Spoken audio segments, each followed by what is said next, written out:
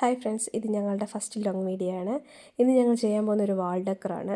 ഞാനും എൻ്റെ കുഞ്ഞൂടെ ചേർന്നാണ് ഇത് ചെയ്യാൻ പോകുന്നത്. അപ്പോൾ കുഞ്ഞാണ് ഇതിൻ്റെ മണ്ടവശമെല്ലാം ഒന്ന് വൈറ്റ് കോട്ടിങ് ചെയ്ത് തരുന്നത്.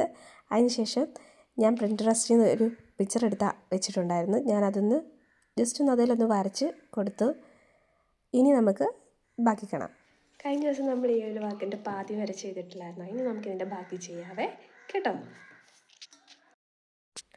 അപ്പം നെക്സ്റ്റ് ഡേ ആണ് ഞങ്ങൾ ഇതിൻ്റെ ബാക്കി ചെയ്യുന്നത്. കുഞ്ഞിനെ സ്കൂളിൽ വിട്ടിട്ടാണ് ഇത് ചെയ്തത്, അല്ലെങ്കിൽ അവിടെ നിന്നും ചെയ്യാൻ സമ്മതിക്കത്തില്ല.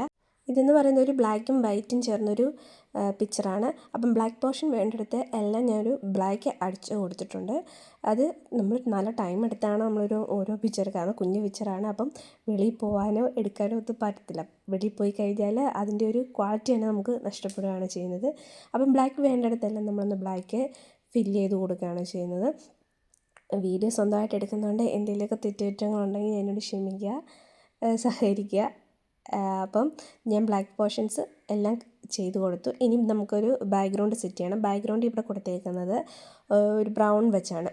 അപ്പം ബ്രൗൺ കൊടുക്കുന്നതിൻ്റെ ഉദ്ദേശം എന്ന് പറയുമ്പോൾ ആ ഒരു പിക്ചർ ഹൈലൈറ്റ് ചെയ്ത് നിൽക്കും. അതായത് ബ്ലാക്ക് പിക്ചറല്ലേ വന്നിരിക്കുന്നത്, അപ്പോൾ അത് ഹൈലൈറ്റ് ചെയ്ത് നിൽക്കാൻ വേണ്ടിയിട്ടാണ് ബ്രൗൺ അടിച്ചു കൊടുക്കുന്നത്.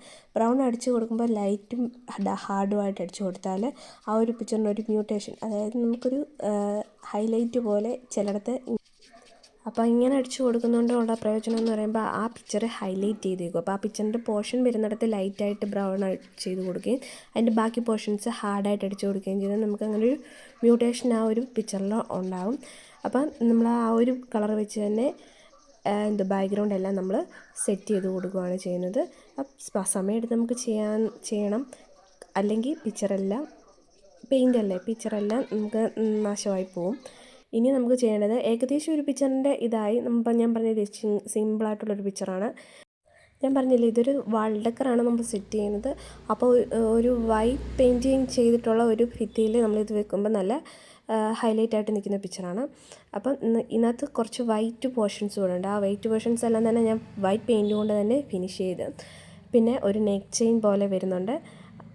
ആ നെക്ക് ചെയിനും വൈറ്റ് പോർഷനാണ്. അതുപോലെ തന്നെ കയ്യിലും വരുന്നുണ്ട്. കയ്യിലും രണ്ട് കയ്യിലും വളയുന്ന രീതിയിൽ വൈറ്റ് കോട്ടിങ് തന്നെയാണ് കൊടുത്തേക്കുന്നത്. ഇപ്പം നമ്മുടെ ഒരു പിക്ചറിൻ്റെ ഫിനിഷിംഗ് ആയിട്ടുണ്ട്.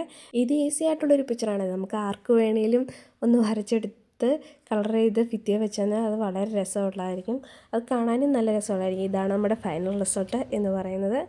ഈ വർക്ക് എല്ലാവർക്കും ഇഷ്ടപ്പെട്ടിട്ടുണ്ടെങ്കിൽ കമൻറ്റ് ചെയ്യുകയും ലൈക്ക് ചെയ്യുകയും സബ്സ്ക്രൈബ് ചെയ്യുകയും ചെയ്യുക. Thank you.